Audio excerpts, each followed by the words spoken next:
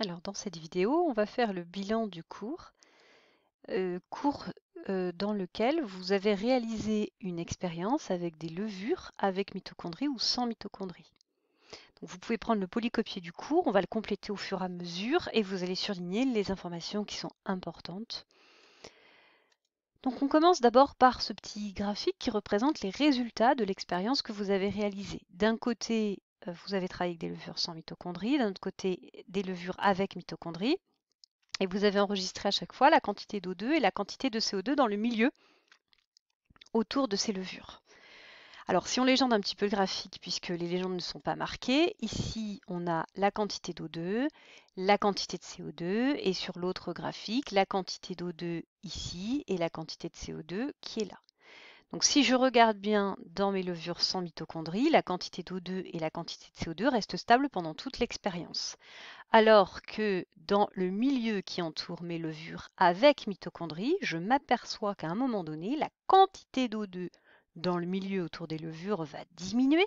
Autrement dit, les levures vont prélever ce dioxygène, alors que la quantité de CO2 va augmenter. Donc les levures ont rejeté du CO2, du dioxyde de carbone.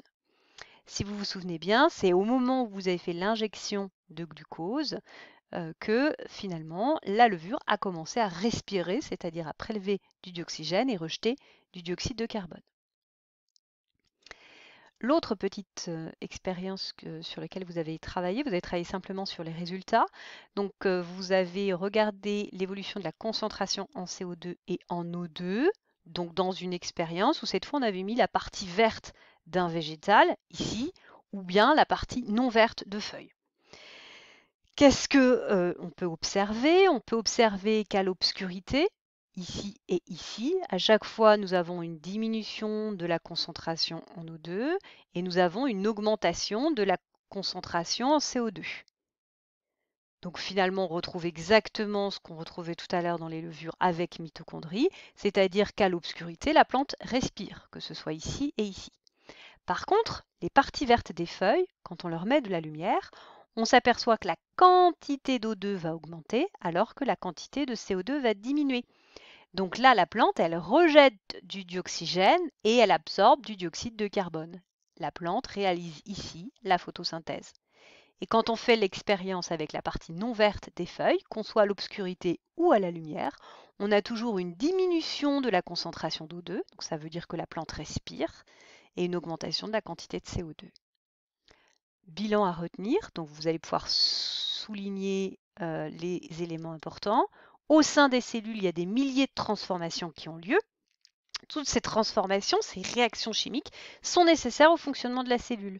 Donc ça va être soit de la synthèse, en gros, la cellule va produire de nouvelles molécules, ou bien elle va utiliser, dégrader de nouvelles molécules pour finalement se fournir en énergie qui va lui permettre de fonctionner. Donc l'ensemble de ces réactions, c'est ce qu'on appelle le métabolisme. Donc si on fait une définition du métabolisme, c'est l'ensemble des réactions qui ont lieu à l'intérieur des cellules, voilà, qui permettent soit de dégrader des molécules et donc de fournir de l'énergie, soit de produire de nouvelles molécules.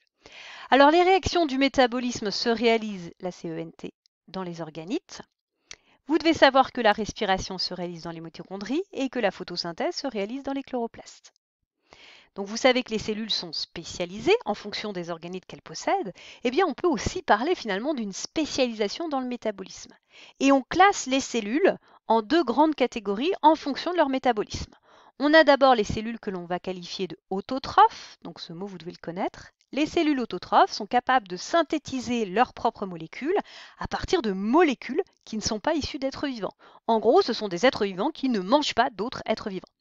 Donc c'est le cas des cellules chlorophylliennes, c'est-à-dire des cellules qui sont de couleur verte, qui contiennent des chloroplastes et qui vont utiliser l'eau, le CO2 et les sels minéraux en présence de lumière. Le schéma qui suit est un schéma que vous allez légender avec les informations importantes. Donc ce schéma représente le métabolisme d'une cellule autotrophe. Vous repérez ici, donc là on est à la limite de la cellule. Alors cette cellule autotrophe végétale va être constituée ici de la membrane plasmique. Et vous voyez qu'à l'extérieur, il y a une autre structure qui va séparer la cellule. Cette structure, ça s'appelle la paroi.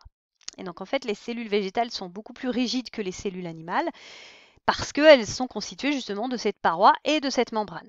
Donc ensuite, vous avez le cytoplasme qui est ici, et dans la cellule, vous avez le noyau qui est là, vous avez des mitochondries, et puis vous avez d'autres organites ici que sont les chloroplastes. Donc vous allez pouvoir légender le chloroplaste. Maintenant, on va mettre sur ce schéma les molécules qui sont utilisées par la cellule.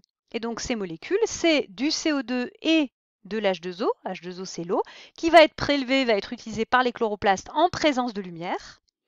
Et ça va permettre à la cellule de fabriquer son glucose. Donc le glucose est fabriqué au départ dans les chloroplastes, et puis ensuite il va être utilisé par la cellule. Et cette réaction va entraîner le rejet d'un déchet qui est le dioxygène. Donc ici, vous avez le schéma représentant le métabolisme d'une cellule autotrophe, c'est-à-dire de la photosynthèse. Donc ce schéma-là, vous devez être capable de le refaire de tête, de mémoire, et bien savoir qu'il s'agit du métabolisme d'une cellule autotrophe. Deuxième type de métabolisme, ça va être les cellules qu'on va qualifier de cellules hétérotrophes. Donc ce sont des cellules non chlorophylliennes, c'est-à-dire non vertes, qui doivent trouver dans leur milieu des molécules issues d'autres êtres vivants pour réaliser leur métabolisme. Donc c'est l'exemple de nos cellules à nous. On est obligé d'aller manger d'autres êtres vivants pour que nos cellules fonctionnent. Ces cellules ne possèdent pas de chloroplastes, mais par contre possèdent des mitochondries. Donc sur le schéma, on peut tout de suite mettre qu'il s'agit ici de mitochondries. Et ici, vous remarquez que la cellule n'est délimitée que par une membrane. Membrane, noyau, le cytoplasme qui est ici et donc les mitochondries. Si on schématise là-dessus les molécules qui sont prises par la cellule, eh bien on va marquer que dans les mitochondries va arriver le glucose plus le dioxygène. Ça va permettre à la cellule de fabriquer son énergie. Et ça va rejeter, en fait, le déchet qui va être rejeté par cette réaction, c'est du CO2 qui va être rejeté par la cellule. Donc ce métabolisme, eh bien, c'est tout simplement la respiration.